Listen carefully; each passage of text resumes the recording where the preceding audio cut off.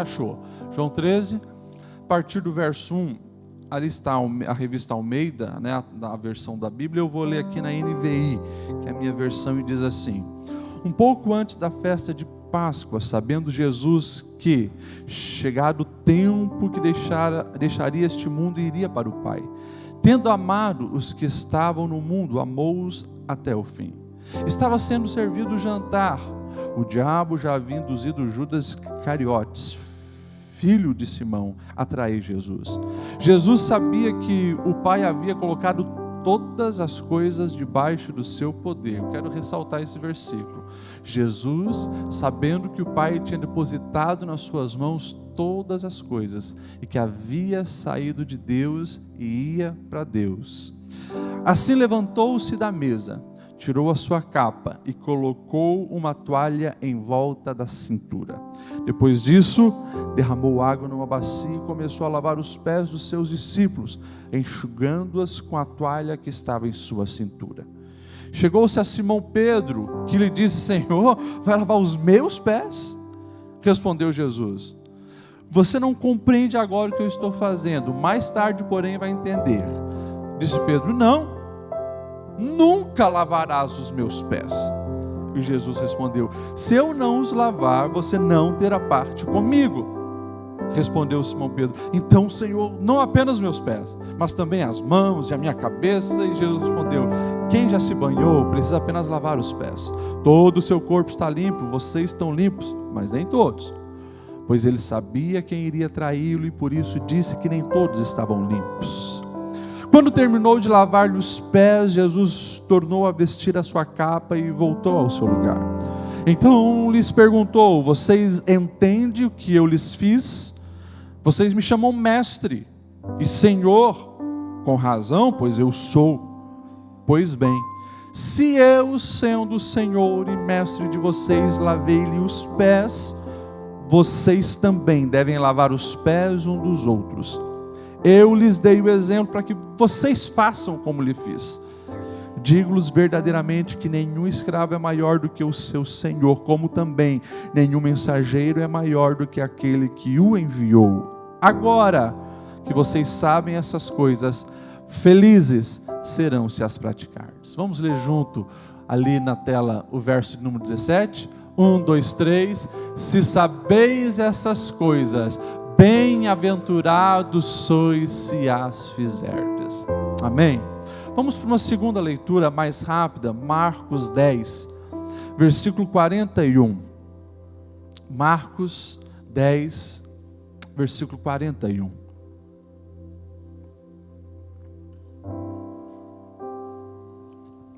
Evangelho de Jesus segundo escreveu Marcos, capítulo 10, 41.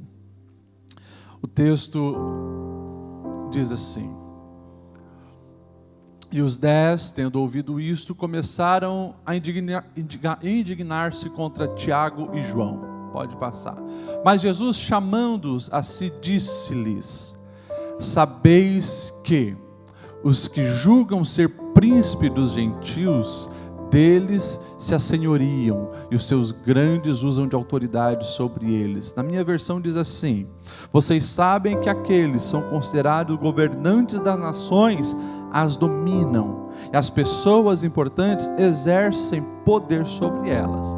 E daí Jesus continua dizendo: não será assim entre vocês. Ao contrário, quem quiser tornar-se importante entre vocês deverá ser servo. Quem quiser ser o primeiro deverá ser escravo de todos, pois nem mesmo o Filho do Homem veio para ser servido, mas para servir e dar a sua vida em resgate de muitos. Amém? Meus irmãos, terça-feira, culto de ensino. Sempre temos uma oportunidade de caminhar aí os 45 minutos, uma hora, para que, como foi ministrado aqui, dos nutrientes do reino de Deus, da palavra de Deus, os princípios de Deus estejam impregnados na nossa vida. E os princípios de Deus, eles precisam reger as nossas escolhas e as nossas decisões. E os princípios de Deus é o que deve permear a nossa mentalidade e maneira de enxergar o mundo. Esses princípios são inegociáveis, queira você ou não. Certa vez, um homem que trabalhava numa Câmara de Vereadores, ele convidou alguns políticos para ir num culto. Um pregador de fora estaria, e ele vivia insistindo, e 2 aceitaram. 2 vereadores foram no culto, ficaram até o fim, ouviram a palavra, e no final, quando aquele irmão que tinha enxergado os 2 vereadores foi dar um abraço, já não encontrou nenhum deles, mas quando chegou em casa, ligou para eles e falou com o primeiro: puxa, olha, fiquei muito feliz de te encontrar lá na igreja, vi que você foi, que bom que aceitou esse convite. E do outro lado, ele ouviu uma palavra muito dura. O primeiro vereador para qual ele ligou disse: olha, eu fui, mas foi a última vez, não vou mais lá, porque não gostei da tua atitude, de ter falado algumas coisas pessoais da minha vida, da minha maneira de ser político, porque o pregador me criticou a mensagem toda dele. Não, mas eu não falei nada, não vou mais. E desligou. De repente ele liga para o segundo vereador, e o segundo diz: cara, mas eu gostei demais do culto da igreja de vocês, e olha, eu fico feliz que você até compartilhou algumas coisas da minha vida com aquele pregador, porque do começo ao fim ele elogiou a maneira de nós gerirmos os recursos da cidade e exercermos a política. Daí ele falou: não, que bom que você gostou, mas eu não falei nada. A única coisa que o pregador pregou foi o evangelho, os princípios do reino. E daí, nessa simples história, fica evidenciado o quê? O caráter e os princípios que regem a vida de ambos aqueles homens. Um foi impactado, confrontado e, na ótica dele, muito criticado, porque fazia as coisas erradas. Outro fazia o que era justo, honesto, certo, e ele viu que estava fazendo da maneira certa. O que a gente precisa entender com essa simples ilustração? O evangelho é evangelho, e quando o evangelho é pregado, ele precisa ter esses 2 efeitos em nós. Ele precisa reforçar em nós e nos incentivar para que nós venhamos cada vez mais frutificar com excelência e continuar no caminho certo. Mas também nós precisamos ser confrontados. Nós precisamos ser colocados no espelho da palavra e que as manchas que estão em nós apareçam, para que nós venhamos nos encaixar à realidade do que é ser igreja e um verdadeiro cristão. Quando nós olhamos para os textos que nós lemos, 2 textos bem conhecidos. João, nós lemos ali a cena onde Jesus lava os pés dos seus discípulos. Você sabe que essa cena, ela acontece já no final do ministério de Jesus. Você sabe que a cultura naquela época, bem diferente da nossa, não tinha os tênis Nike, Reebok e assim por diante. Eram sandálias com um pedaço endurecido de couro e tiras amarradas nas canelas. Os pés viviam muito sujos, sempre. Então era de praxe, sempre antes de qualquer refeição, os judeus faziam a purificação, que é lavar o rosto, as mãos e os pés. O lava-pés era geralmente executado pelo mais indigno dos servos numa casa. Se dentro da casa tinha escravos e tinha um ranking entre os escravos, o mais baixo era aquele que ficava na porta, e todos que entravam lá, ele lavava os pés. A cena que nós lemos ali em João 13, a mesa está posta, todos estão sentados para comer, e ninguém fez o processo da purificação, o que por um judeu, e todos eles ali conheciam essa tradição, era algo absurdo. Mas não tinha um escravo na casa, nenhum deles queria se rebaixar para lavar o pé dos outros, nem mesmo o pé de Jesus foi lavado naquela situação. Daí o mestre vai lá, pega a toalhinha, a água, a bacia e começa a lavar pé por pé. Era uma cena tão degradante e indigna aos olhos da cultura dos judeus que a gente leu ali a cena de Pedro. Os meus pés tu não toca, Jesus. Aonde já se viu o Senhor querer lavar os meus pés? Pedro sempre impossível. Daí Jesus, Pedro, se eu não lavar os pés não tem parte comigo, então Jesus me dá um banho, lava a minha cabeça lá. Não, só os pés estão sujos. Essa é a cena. E o versículo 17 que nós lemos, Jesus, ele faz a aplicação. Vocês me chamam mestre, eu sendo mestre fiz isso, vão e façam também, porque assim vocês serão felizes, quando vocês servem. O texto que nós lemos de Marcos é um texto também muito interessante, porque Jesus está ali orientando, conversando com os seus discípulos, e Jesus ele entra num assunto muito interessante. Jesus diz, olha, nós estamos indo para Jerusalém, vocês sabem o que vai acontecer lá. A minha cabeça está sendo leiloada em Jerusalém. Os escribas, fariseus, saduceus querem o meu couro, vocês já sabem disso. E é necessário que o Filho do Homem morra, mas ele vai ressuscitar. E Jesus começa a descrever tudo.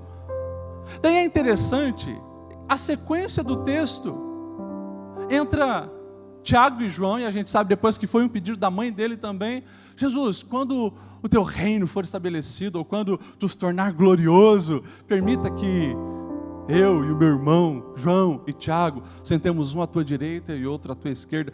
Para você entender, quem sabe, o sentimento de Jesus nesse momento, é mais ou menos você preocupado, porque já tem 3 meses de aluguel atrasado, você precisa pagar, e o seu filho está ali querendo a tua opinião, ou querendo que você tome uma decisão a respeito de um joguinho que ele está jogando no celular. Os níveis de preocupação eram outros, de foco eram outros. Jesus falando do processo de redenção da humanidade, eles preocupados em glória terrena, em governo político, em status nesse reino. Isso é para a gente entender o contexto do que estava sendo ali falado. E daí Jesus, com uma palavra muito direta, ele faz essa comparação. Vocês cresceram vendo isso, Império Romano, fariseus, saduceus, governadores, vocês cresceram vendo isso. Nos reinos terrenos, o maior é servido pelo menor. E daí Jesus dá uma direta. Não é assim entre vós. Pelo contrário, no reino de Deus, quem quer ser o maior, se torne servo, escravo de todos. 3 verdades que nós precisamos ter no nosso coração para frutificarmos em serviço na nossa caminhada de fé. E isso aqui é questão de autenticidade na nossa fé ou pirataria. Ou a nossa fé é autêntica e ela revela o caráter de Cristo em nós, a pessoa de Cristo em nós, ou nós vamos ficar com esse evangelho falso, meia boca, hipócrita, coisas que não são autênticas, permeando a igreja e nos fazendo viver no nível de mediocridade, que não gera frutificação, não gera satisfação de vida, e pelo contrário, nos faz gastarmos força, energia, talento em coisas que não trazem o resultado para a eternidade. Primeira verdade que nós precisamos entender, na lógica do reino de Deus, a grandeza está no servir. Se você gosta então de anotar, como o pastor Aguiar tem incentivado, anote isso. Na lógica do reino de Deus, a grandeza está no servir. E o versículo que nós lemos de Marcos 10 é: ao contrário do que vocês têm visto, quem quiser ser o maior, deverá ser o servo de todos.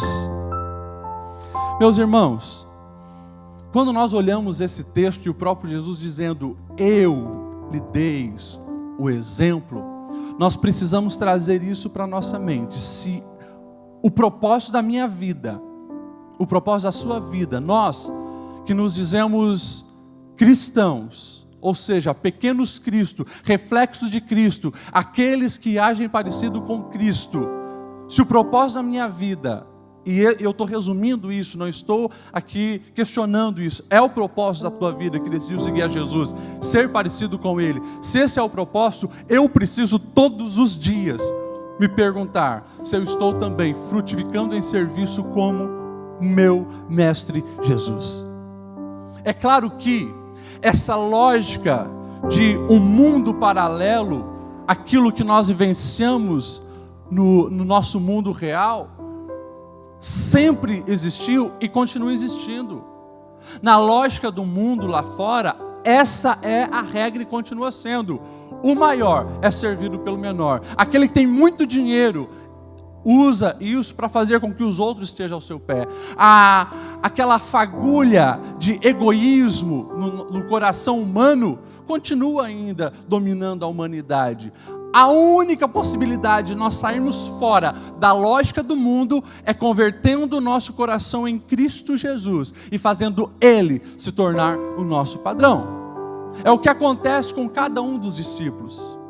Nós estamos falando de um contexto de Império Romano, e algumas vezes já falei sobre isso aqui, aonde a escravatura era algo frequente, palpável, assimilado o tempo todo. Todos eles tinham escravo, inclusive os religiosos da época, fariseus, saduceus, escribas, todos tinham seu escravo. Era algo padrão e comum naquele tempo. E você que conhece um pouquinho de história, você sabe disso. Eles enxergavam e entendiam isso. Essa figura do doulos, desse servo, desse escravo. Mas a partir do momento que os apóstolos vão tendo experiência com Cristo ressurreto, eles também passam por um novo nível. Não o nível de querer continuar vivendo naquela disputa por poder terreno, para quem vai ser o maior, quem vai ter um título melhor, quem vai ser mais reconhecido, mas todos eles agora começam a se autodenominar e a viver dessa maneira, escravos de Cristo. Se você vai para as cartas, você vai ver Romanos, a carta de Paulo aos Romanos, a carta de Paulo a Tito, ele dizendo: eu, Paulo, servo de Cristo. Você pega o próprio irmão de Jesus na carta escrita por Tiago, você vai ver ele se denominando: eu, servo de Cristo Jesus.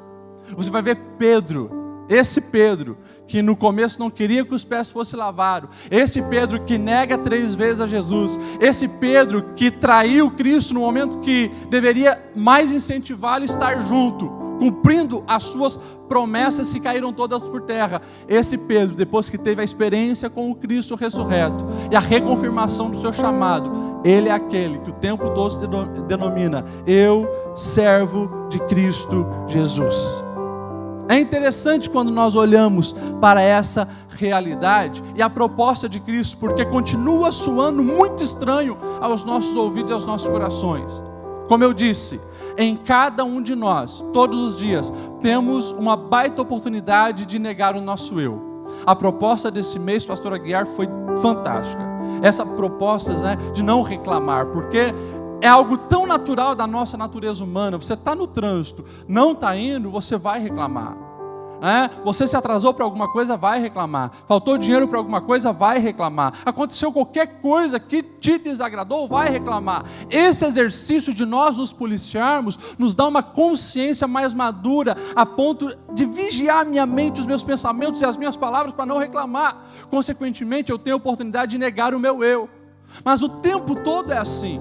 O tempo todo nós temos a oportunidade de sair da lógica do mundo, que tenta nos dominar o tempo inteiro.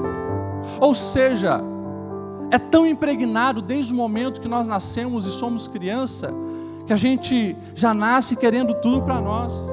Uma criança, já no seu 1, 2, 3, 4 aninhos, você vai ver, tudo é meu, é meu, é meu, é meu, é meu. Se eu chamo as crianças aqui e jogo alguns brinquedos aqui, você vai ver, a disputa de todas elas vai ser para o melhor brinquedo. Você não vai ver uma criança dizendo assim: eu vou deixar os meus amigos pegarem todos os melhores brinquedos e depois por último eu vou pegar. Não, porque está na natureza humana. Todos nós somos assim. O melhor nós sempre queremos para nós.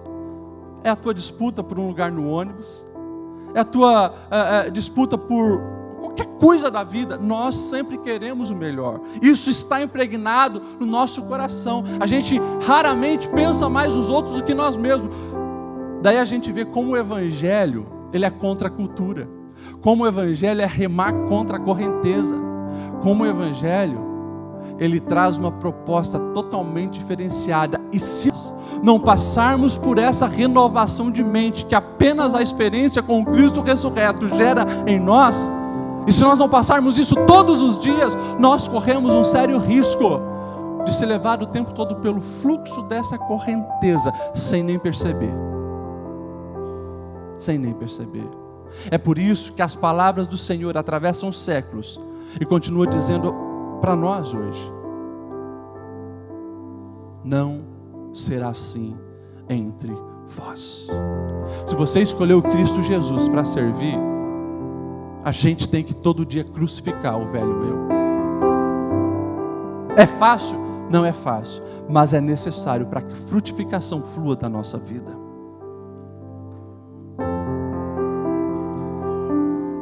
Quando a gente para observar a mediocridade desses discípulos antes de terem uma experiência com o Cristo ressurreto e ampliar a dimensão.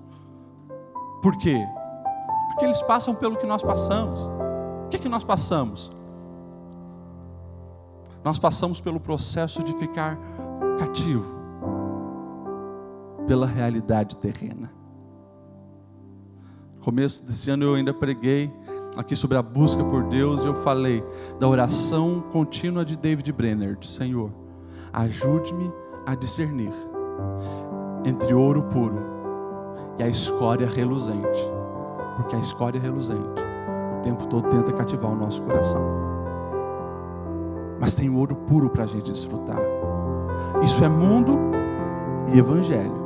O evangelho é o ouro mais puro que de fato enriquece a nossa alma, mas parece que a escória brilhante, ela atrai tanto os nossos olhos. Os discípulos estavam cegos pelo poder, expectativa de um Messias terreno que vinha com seus exércitos, derrotava o Império Romano e eles assumiam de novo o poder, o trono, como foi com o grande rei Davi, Salomão. Era a expectativa deles. E João e Tiago, João, aquele que era amado, colocava a cabeça ali, no peito de Jesus, desejoso também de se ver num trono terreno, ao lado de Jesus. Todos nós passamos o tempo inteiro por isso. Desejar as coisas terrenas, a glória terrena, o status terreno, o título terreno, as riquezas terrenas, quando o Senhor está nos dizendo: não será assim entre vocês. Reino de Deus é totalmente diferente. Nós precisamos servir, servir. Por quê? Porque essa ambição de glória é diabólica, é satânica, e desde o início esteve com o pai da mentira. Quis a glória de Deus para si, quis status, quis poder, e caiu. E no pecado original, esse foi o viés: serão como deuses se comerem desse fruto. E a partir de lá, a humanidade vive nessa ilusão, escórias brilhantes sendo a atração da maioria. Mas o reino de Deus é diferente. Ressalto novamente a fala de Jesus: não vai ser assim entre vocês. E daí a gente também começa a entender o quão verdadeira é essa palavra que passou 2000 anos. 2000 anos se passaram, você já percebeu? Eu falo disso praticamente toda a mensagem minha, porque como psicólogo eu estou o tempo inteiro acompanhando a alma das pessoas. O quão doentes estão as pessoas. Claro, porque as pessoas não estão dispostas a servir. Alguns psicólogos, já há algum tempo, já descobriram que, por que será, né? Olha, você que está tão depressivo assim, procure fazer uma visita num asilo. Procure comprar alguns donativos e entregar para pessoas necessitadas. Isso vai te fazer bem. E daí, alguns cabeçaduros podem dizer: nossa, mas está vendo como a psicologia, né, vai profundamente e é benéfico. Jesus, há 2000 anos atrás, já falou tudo isso.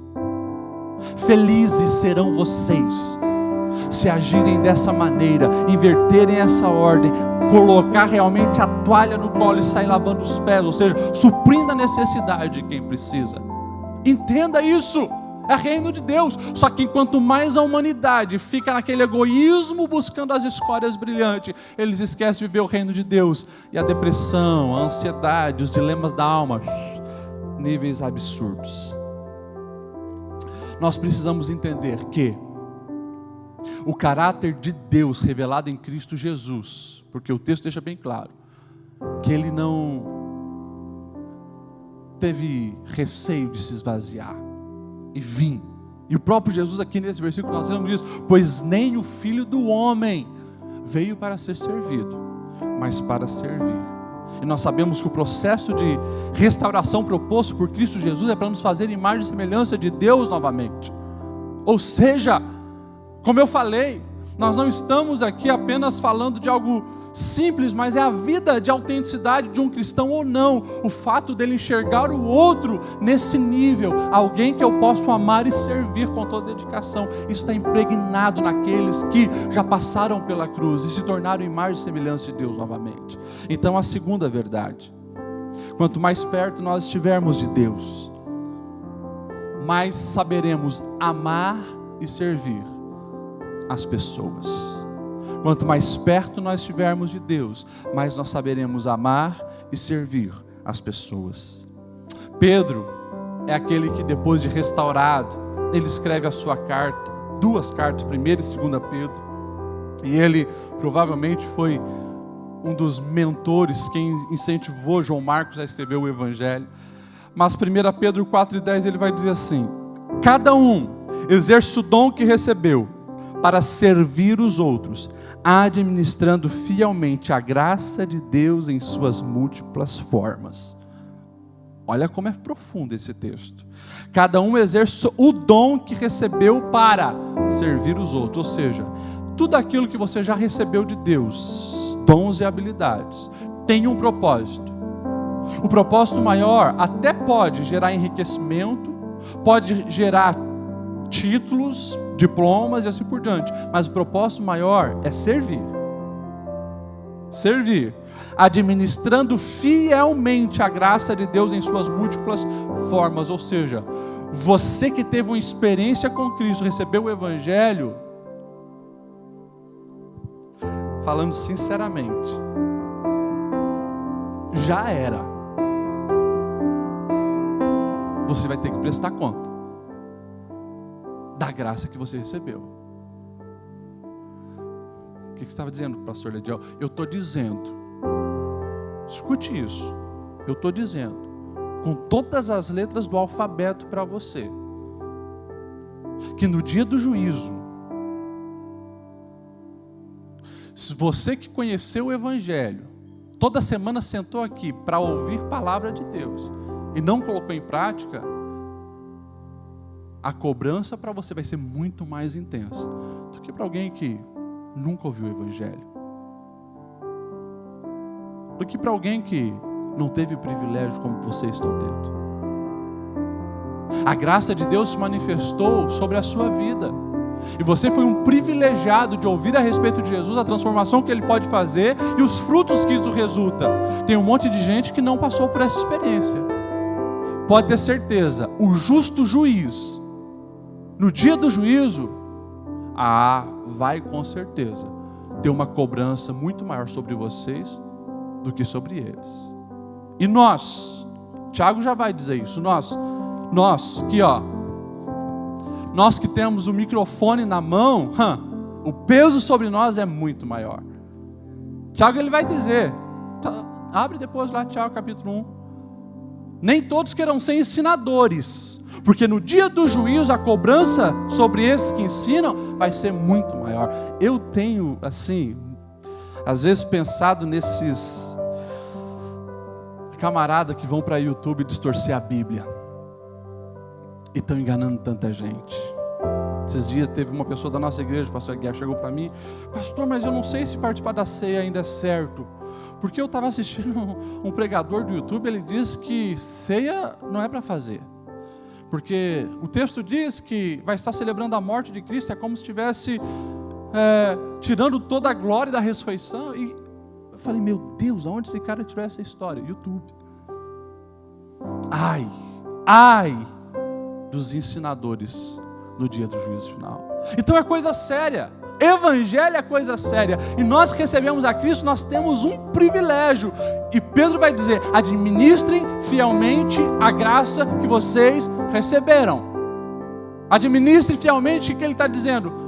Uma palavra antes do administrar, servir uns aos outros. O que vocês receberam é para servir uns aos outros, é para frutificar em serviço. E você já percebeu? Eu gosto dessa passagem também, por mais que é muito pesada.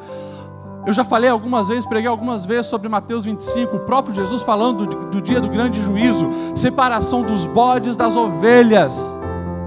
Venham, ovelhas. Tive nu, com fome, com sede, e vocês me serviram, vocês me ajudaram, vocês me visitaram, me deram de comer, deram de... Quando te fizemos isso? Quando fizeram algum dos meus pequeninos.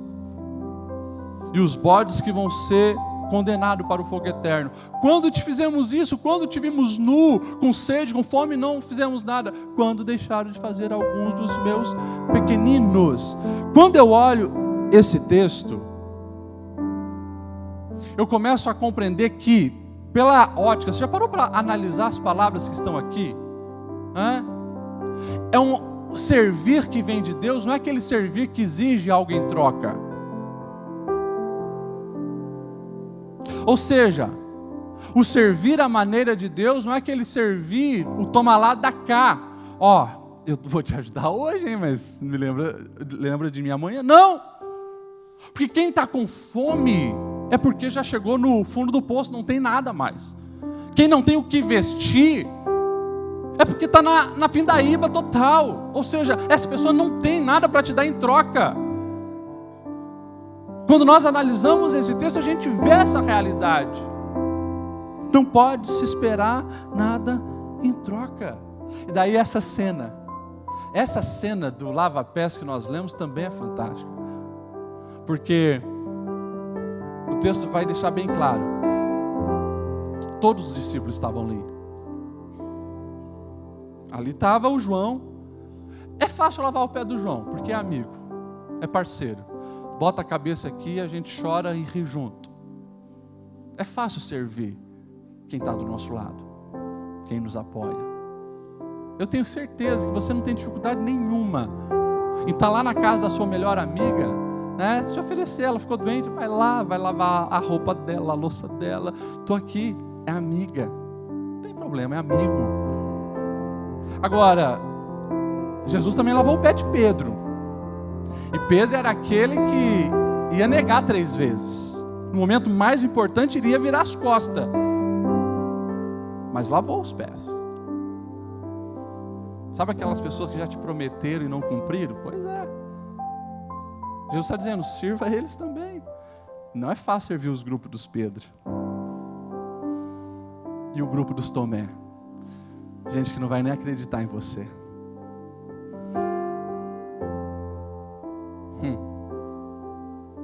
E o que falar do grupo dos Bartolomeu? O que fez Bartolomeu, pastor Legal? Também não sei, mas são os invisíveis. Aquelas pessoas que nunca aparecem, mas na necessidade está lá, pedindo a tua ajuda. E o Judas? Esse é muito tenso, pastor Guilherme. O grupo dos Judas é tenso.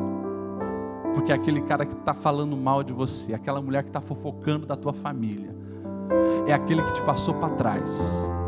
É aquele que lá no trabalho falou mal de você para o teu patrão. Tentou puxar o teu tapete. Isso é difícil servir. Que a vontade é pegar uma pistola e meter uns tiros na cara. Esse é tenso. Mas Jesus lavou o pé de Judas, sabendo. O texto aqui é bem claro. Jesus sabia o que Judas ia fazer. Então, assim, quando nós olhamos para a realidade, a gente vai entender que não tem como frutificar em serviço, a não ser que você está muito próximo de Deus e com o teu coração ligado ao coração dele. Porque senão, você corre o risco de querer apenas servir quando os teus interesses vão ser cumpridos. É por isso que o evangelho verdadeiro, ele é diferente de todas as outras religiões. Tem uma outra religião aí, que faz muito pelas pessoas. O espiritismo. Faz até mais do que nós. Você vê o que os espíritas fazem pelos mendigos, doação de alimento, de roupa, faz muita coisa. Mas aí você vai conversar com o espírita, você vê que lá no fundo tem um sentimento muito egoísta, porque ele acredita que a salvação dele depende daquilo. Ele faz porque lá na frente ele quer ser salvo. O evangelho de Cristo é diferente. O evangelho de Cristo, você não faz para ser salvo, você faz porque foi salvo. Você faz porque o Espírito Santo já habita em você. Você faz porque a graça já te alcançou e o teu coração foi transformado. E você voltou a ser imagem e semelhança de Deus. E ama a gente só pelo fato de ser gente. E pelo fato de que Cristo já habita em você. E você está disposto a se entregar, a agir, a estender a mão. Eu gosto muito do exemplo de Dorcas, lá de Atos 9. A Dorcas, chamada também de Tabita, o texto vai dizer que essa mulher, que logo depois morre, mas ela estendia as mãos para quem não podia dar nada em troca. Quando Pedro chega lá, as viúvas chegam mostrando, olha, essas são as roupas que ela fez. Ela cuidava de nós, ela zelava por nós. Quem que era viúva? Na antiguidade, 2000 anos atrás, viúva era a pessoa mais desprezada, porque mulher já não tinha voz e não tinha vez. E uma mulher que perdia o marido era aquela que, de fato, não tinha um representante sequer dos seus interesses. Eram colocados à margem da vida. Mas aqui tinha uma Dorcas, viu a necessidade, acolheu, abraçou e fez a diferença. Meus irmãos, Gálatas 6 e 7, não se deixe enganar, de Deus não se zomba. Que o homem semear, isso também ele colherá. Que nós possamos de fato, com amor, com dedicação, lançar boas sementes e frutificar em serviço. E por fim, a última verdade que eu gostaria de falar: servir vai além de desempenhar a vocação. Servir vai além de desempenhar a vocação. Não, pastor, mas Paulo vai falar os Romanos 12 para a gente exercer dentro da nossa vocação. Romanos 12, de 6 a 8, Paulo ele vai dizer assim: temos diferentes dons, de acordo com a graça que nos foi dada. Se alguém tem o dom de profetizar, use na proporção da sua fé. Se o dom é servir, sirva. Se é ensinar, ensine. Se é dar ânimo, assim dê. Se é contribuir, que contribua. Se é exercer liderança, que a exerça com zelo. Se é mostrar misericórdia, que o faça com alegria. É interessante como as pessoas, nós assembleianos, temos essa mania de pegar texto isolado e fazer uma doutrina baseado num texto só. Daí tem gente que pega esse texto e está dizendo, ó, aqui se o seu dom é servir, sirva. Então, meu dom não é servir, pastor. Meu dom não é servir, meu dom é só pregar. Meu dom é só profetizar. Meu dom é um microfone, meu dom é cantar. Ele não está falando disso. Se você ler todo o contexto, você vai ver que esse dom de servir, que a Bíblia vai aqui dizer, é algo além do normal. Assim como a palavra vai dizer quem tem o dom da fé. Peraí. Quer dizer então que você não precisa ter fé? Todos precisam ter fé. Mas algumas pessoas, elas se destacam nisso. Entre todos se destacam. Seja o dom de orar. Todos precisamos orar. Mas algumas pessoas se destacam nisso. É disso que ele está falando. Agora, nós precisamos entender que servir no reino, estar dentro da lógica do reino de Deus, é isso aqui que eu coloquei como o título desse tópico. Vai além de desempenhar a nossa vocação. Se vai além, o que é? É fazer o que precisa ser feito. Servir é isso. Servir no reino de Deus é fazer o que precisa ser feito. Jesus viu que os pés estavam sujos, o que ele foi fazer? Limpar e lavar os pés de todos. Dorcas viu que as viúvas eram quem precisavam de socorro e ajuda.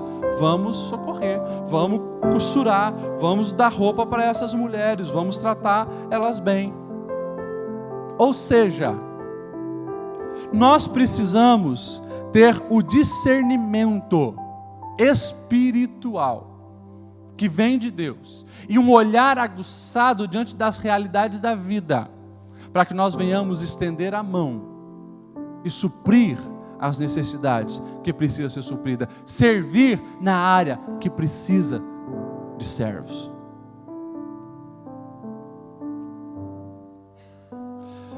Mês retrasado, uma pessoa me procurou, porque nós falamos da Venezuela hoje. Ela viu aqui a apresentação do casal da Venezuela, e a nossa irmã venezuelana, que nós estamos cuidando ali no CTM, está gestante. Eu achei fantástico, porque essa irmã me procurou e ela disse: pastor, tem uma necessidade aí, eles estão longe da família deles. Quem que vai fazer o enxoval dessa criança? Eu não tinha nem pensado em enxoval ainda, homem, né? A mãe engravida já está pensando em enxoval. O homem parece que só entende quando o nenê de fato nasce, né? Mas aquela mulher, percepção, viu uma necessidade: pastor, eu quero me comprometer com esse casal da Venezuela. Eu vou suprir o enxoval, eu vou suprir as necessidades dessa criança. Mas, pastor, eu não sei como é que é a alimentação lá, mas uma mulher gestante precisa de bastante fruta, legumes e tal. Toda semana eu vou fazer uma compra de legumes, verdura, uma dieta balanceada, e vou ajudar essa pessoa.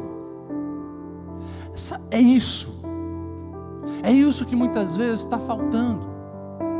A nossa mentalidade, lamentavelmente, a mentalidade do cristão hoje ainda continua pensando que servir é só ter uma função aqui. Também, se você toca, que bom, se você canta, se você prega, se você ensina, se você faz qualquer coisa, tudo é útil, mas que o Senhor possa te mostrar necessidades, não apenas interna, dentro da igreja, mas necessidades na sociedade, que está clamando pela manifestação da glória do Senhor, pedindo socorro, ajuda, carícia.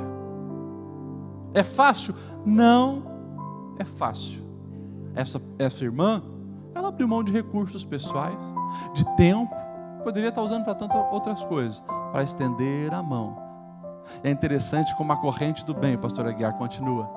Esse casal, eles encontraram outros venezuelanos aí em Blumenau, que estão fugindo de lá, e estão suprindo a necessidade desse outro grupo. Estão fazendo culto em espanhol, e daí já agora chegou o uruguaio, argentino, boliviano. Ou seja, o reino de Deus sendo manifesto, quando pessoas entendem que reino é arregaçar as mangas e frutificar em serviço. Dá uma olhadinha para a sociedade, e você vai ver que você tem muitos recursos, que tem alguém do seu lado precisando.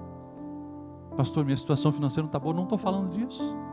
Não estou falando disso. Estou falando de tanta outra coisa, inclusive isso. Se você puder, inclusive isso. Mas qualquer coisa que você sabe fazer, que você pode fazer, é útil. Louva a Deus. Os irmãos aqui se manifestaram nas últimas semanas: pastor, eu sou eletricista, e quando eu vi os jovens aí decidiram reformar a casa lá da irmãzinha, da irmã Algarina, eu quero ser um voluntário lá. Um outro: pastor, eu entendo um pouquinho de construção, me disponho. É assim. É assim. Assim as coisas vão acontecendo, o reino vai sendo manifesto, e a gente consegue, como diz Jesus, manifestar essa luz diante dos homens. Eles veem as nossas boas obras e glorificam ao Pai que está no céu. Sabe por que a sociedade tem se tornado tão aversa quanto a igreja? Jesus já disse: aonde estão as boas obras que fazem as pessoas verem a diferença e glorificar o Pai que está no céu? Sabe por quê? Nós, como igreja, acabamos indo na correnteza e fazendo muito pouco daquilo que nós de fato podemos fazer. Há um potencial no meu coração, na minha vida, no teu coração e na sua vida, para a gente frutificar muito, muito, muito mais. Há recursos que Deus tem nos dado: sabedoria, inteligência, mãos, sorriso, palavras, olhar, um celular, tantas coisas que a gente pode usar para o reino e a gente acaba usando apenas para a gente. É por isso que o Senhor tem direcionado a nossa igreja para um novo nível, uma nova etapa. E você que tem ouvido essas palavras na terça-feira, repito, não tem mais jeito para você.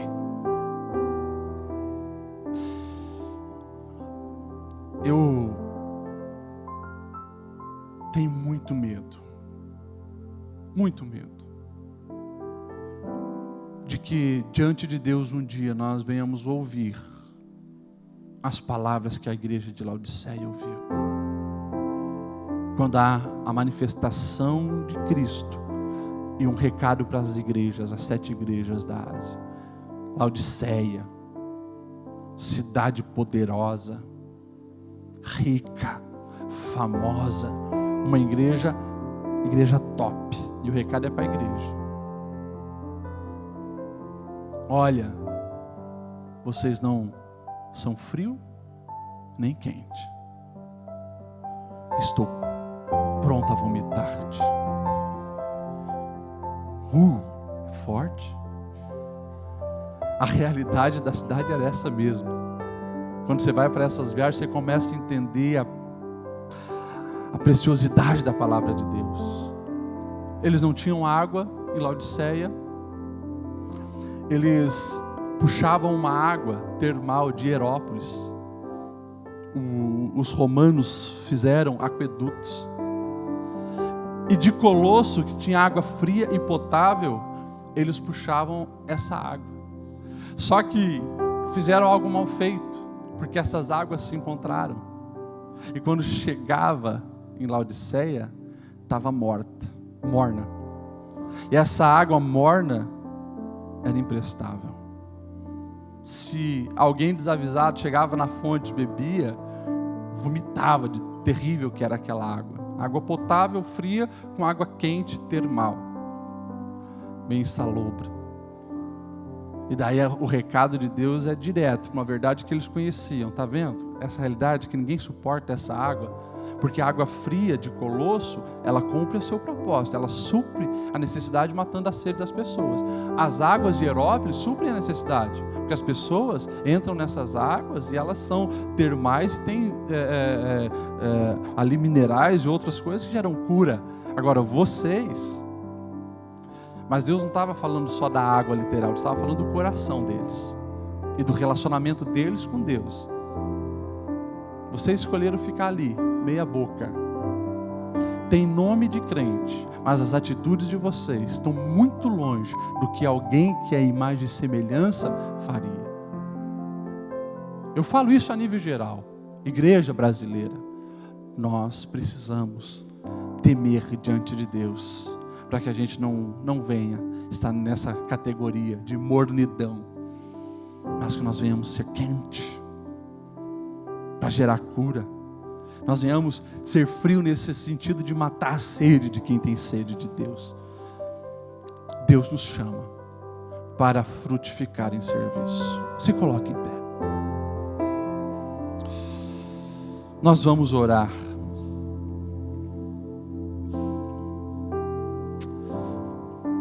Eu queria que você fechasse os seus olhos e começasse a conversar com Deus.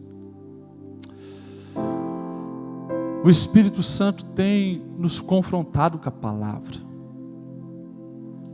E a palavra precisa entrar no nosso coração e gerar atitudes, porque nós precisamos fazer mais. Eu acho que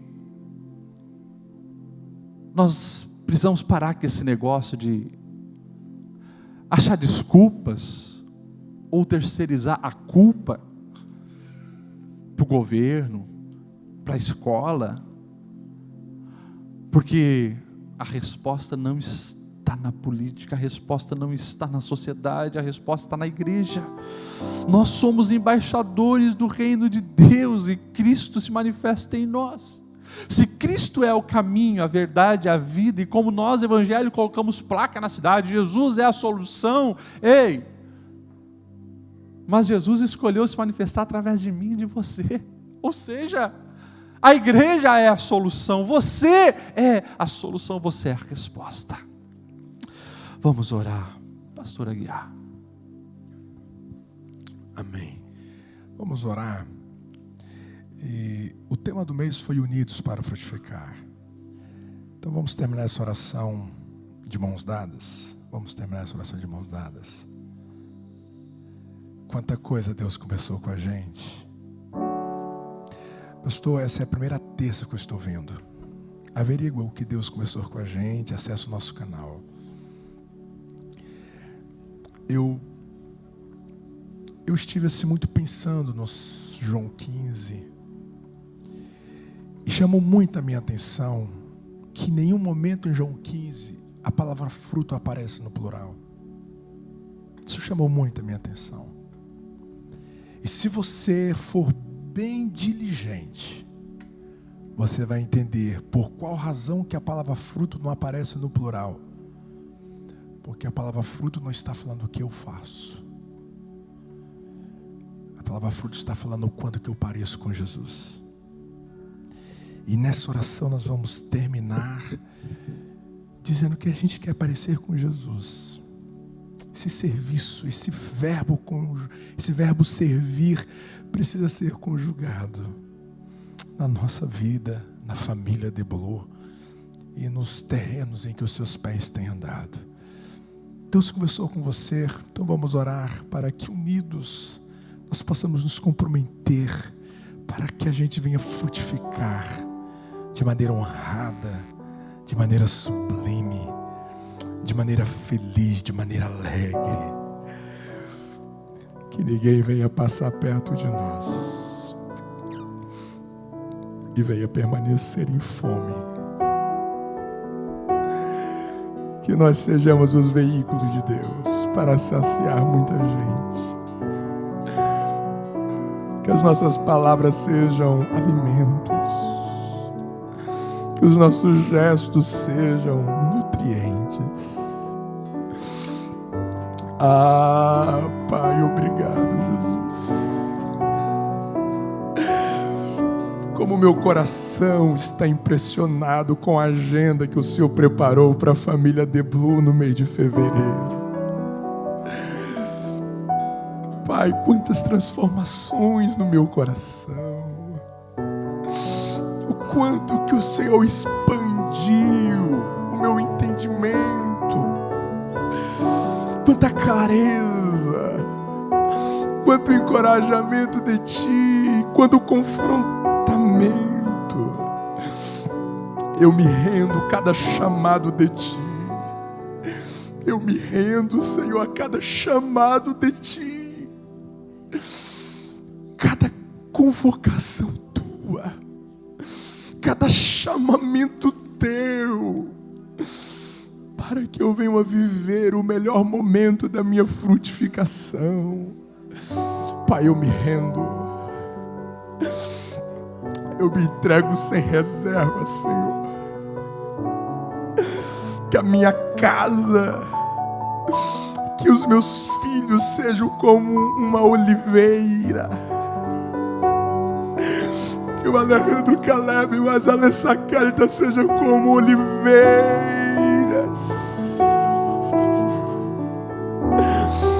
Que a Heloísa Eline seja como uma videira ao redor da mesa. A Deus, Espírito Santo vai movimentando esta semente em cada um de nós. Venha despertar fome, anseio, desejos, sedes, fomes de viver uma vida frutífera. frutífera. Oh Deus, nos tira da cabeceira da mesa. Tira de nós esse encanto da posição, do status. Nos desloca para pés. O endereço das nossas mãos são os pés do meu próximo. Oh Espírito de Deus, onde esta palavra alcançar, aonde que essa palavra atingir, que haja um avivamento neste entendimento, de engajamento, de empenho, de dedicação, em nome de Jesus, em nome de Jesus, em nome de Jesus.